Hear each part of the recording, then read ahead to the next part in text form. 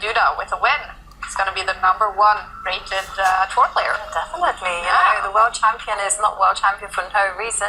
He's incredibly competitive, and I'm sure he will not be happy if Duda pips him on the rating spots. And okay, the players have kicked off, and it is an opening called the Berlin defense. That's an answer to White's bishop move. Yeah, and this is a surprise to me, but it's also clearly a surprise to Anish Giri because Jan-Krzysztof Duda nearly never plays the Berlin. I'm trying to recall, I don't remember a single instance of him really playing the Berlin. When he has been playing e5 as black on move 1, he's going towards the Petrov defense in general. We saw that at the candidates tournament. He tends to oscillate between the solidity, the rock-solid Petrov defense, and then some crazier, more ambitious open Sicilians, perhaps. So a bit of an early surprise at this moment, and there's various ways you can react to the Berlin. You can allow black to capture this pawn in the center with his knight, which Anish has done.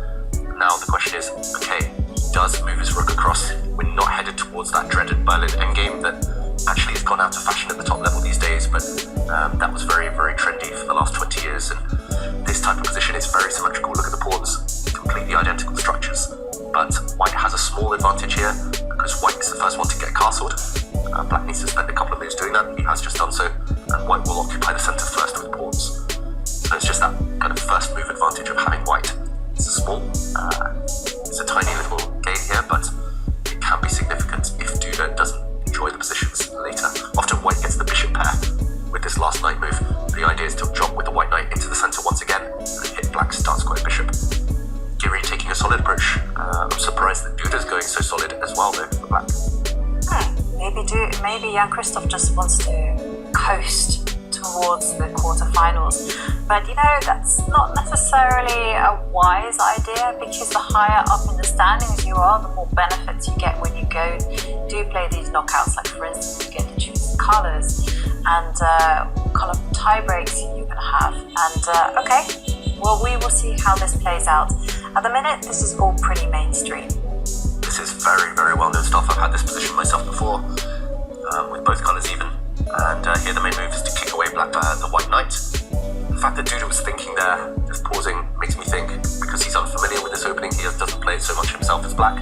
He's just trying to remember the move order. And here, black has actually two bishop moves. Normally the bishop retreats.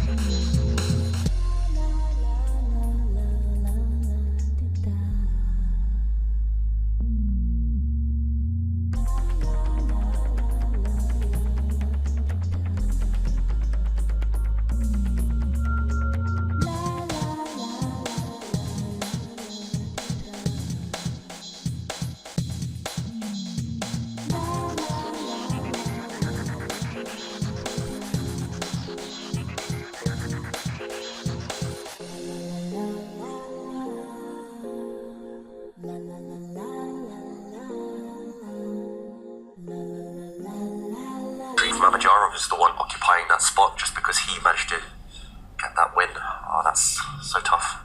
That's very, very heartbreaking. But unfortunately, it's just one of those things, you know, the same as mouse slips. They happen. And you just have to accept it as part of the internet gods kind of thing. You know, sometimes they smile on you, sometimes they don't. I think this one, I mean, I haven't really got much more to say about this game, I'll be honest. It's just, well, I mean, basically if black does nothing, white can't do anything, so can't they just shake hands now? Or shake mouses or something? I mean, it's not going anywhere, is it, at all? Even if Anish only has like 30 seconds on the clock. I mean, if they had 1 second each on the clock, it could still shake hands, couldn't they? It's just like, you know, he's trying to get blood out of the stone, but... You know, cynical but fair, I think, there, Simon. But they're gonna keep going.